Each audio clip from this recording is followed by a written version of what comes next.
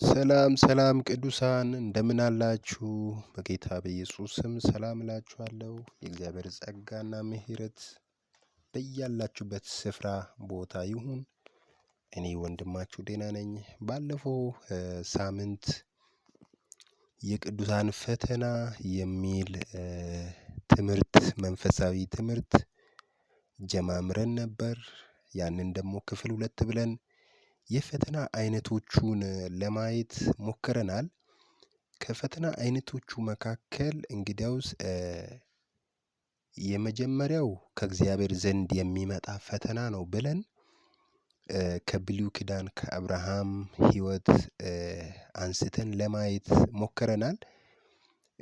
ያ ክፍል 2 ላይ የፈተና አይነቶች ክፍል 2 የፈተና አይነቶች ቁጥር 1 ላይ አብርሃምን አይተናል። ዛሬ ደግሞ ክፍል 2 ቁጥር 2 ላይ ምንድነው የምናየው? የኢዮብን ሕይወት። ይሄም ደግሞ ከእግዚአብሔር ዘንድ የመጣ ፈተና ነው። ከእግዚአብሔር ዘንድ የመጣ ፈተና ውስጥ ተራ ቁጥር 1 ብለን ከእግዚአብሔር ዘንድ የሚመጣ ፈተና የፈተና አይነቶቹን አንስተን ክፍል 2 ላይ ማለት ነው የፈተና አይነቶችን ክፍል 2 ላይ ቁጥር 1 ላይ አብርሃምን አንስተን አይተናል። ዛሬ ደግሞ ቁጥር 2 ላይ የፈተና አይነቶች ቁጥር 2 ላይ የኢዮብን ሕይወት፣ ይህም ደግሞ የተያዘ ሐሳብ ነው። የኢዮብን ፈተና ከእግዚአብሔር ዘንድ እንደመጣ የእግዚአብሔር ቃል ያስተምረናል። ዛሬ እስኪ ወደ መጽሐፍ ኢዮብ ምዕራፍ 1 ላይ ሁላችንም እንሄዳለን። መጽሐፍ ቅዱስ በስልክም በሃርድ ኮፒም የያዛችሁ ሰዎች ከኔ ጋር በጋራ አንድ ላይ እናነባለን። መጽሐፍ ኢዮብ ምዕራፍ 1 ከቁጥር 6 ላይ እንደዚህ ይላል። ከዕለታት አንድ ቀን እንዲህ ሆነ፣ የአምላክ ልጆች በእግዚአብሔር ፊት ለመቆም መጡ፣ ሰይጣንም ደግሞ በመካከላቸው መጣ። አያችሁ፣ የእግዚአብሔር ልጆች በእግዚአብሔር ፊት ለመቆም መጡ፣ ሰይጣንም ደግሞ በመካከላቸው ምን አለ? መጣ ይላል። እግዚአብሔርም ሰይጣንን ከወዴት መጣ አለው። ሰይጣንም ምድርን ሁሉ ዞሪሁት፣ በእርሷም ተመላለሲው ብሎ ለእግዚአብሔር መለሰ። እግዚአብሔርም ሰይጣንን በውኑ ባሪያዬን ኢዮብን ተመልክተኸዋልን? በምድር ላይ አንድ እርሱ ፍጹምና ቅን እግዚአብሔርንም የሚፈራ ከክፋትም የራቀ ሰው የለም በምድር ላይ እንደ እርሱ ብሎ ይጀምራል።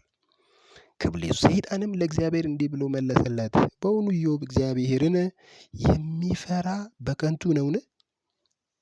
እግዚአብሔርን የሚፈራው በከንቱ ነውን? እርሱንና ቤቱን በዙሪያም ያሉትን ሁሉ አላጠረህምን? የእጁን ሥራ ባርከህለታል፣ ከብቱም በምድር ላይ በዝቷል። ነገር ግን እጅህን ዘርግተህ ያለውን ሁሉ ዳብስ፣ በእውነት በፊትህ ይሰድባል ብሎ አለው። በጣም የሚገርመው ነገር ይሄ የኢዮብ ፈተና የጽድቅ ፈተና ይባላል። በባህሪው የጽድቅ ፈተና ይባላል። ፈታኙ ማን ነው? እግዚአብሔር ነው። ማንን ልኮ? ሰይጣንን ልኮ። ስለዚህ ይሄ የኢዮብን ፈተና ከሰይጣን ዘንድ የመጣ አይደለም፣ ከራሱ ከእግዚአብሔር ዘንድ የመጣ የጽድቅ ፈተና ነው። ስለዚህ ቅዱሳን ወገኖች የፈተና አይነቶቹ 3 ናቸው። እነዚያን እያየን የምንሄድ ይሆናል። ዛሬ ባለፈው ከእግዚአብሔር ዘንድ ከመጣ ፈተና መካከል አንደኛውን ብለን ቁጥር 1 ብለን አብርሃምን አይተናል። ዛሬ ደግሞ ቁጥር 2 ላይ ኢዮብን አይተናል። ይሄኛውም ፈተና ከእግዚአብሔር ዘንድ የመጣ ፈተና ነው። ስለዚህ ሪስክ የሚወስደው ማን ነው? እሱ ራሱ እግዚአብሔር ነው። ሪስክ የሚወስደው ኃላፊነትን የሚወስደው የሚወጣው ማን ነው? እሱ ራሱ እግዚአብሔር ነው። ስለዚህ ቅዱሳን ወገኖች ይህንን ትምህርት በደንብ ተከታተሉ። በዚህ ትምህርት በጣም ሕይወታችንን ወደ አንድ ምዕራፍ እልፍ የሚያደርግ መልእክት በዚህ ትምህርት ላይ እንዳለ ተስፋ በማድረግ አስተምራለሁ። እግዚአብሔር ዘመናችሁን ይባርክ። በጣም ተከታተሉ። አጭር አድርጌ ነው ማቀርበው መልእክቱን። በደንብ ተከታተሉ። እግዚአብሔር በእውነት ዘመናችሁን ይባርክ። ዘመናችሁ በፍጹም በረከት የተባረከ ይሁን። ክፉ ከመካከላችሁ ይነሳ። አሜን።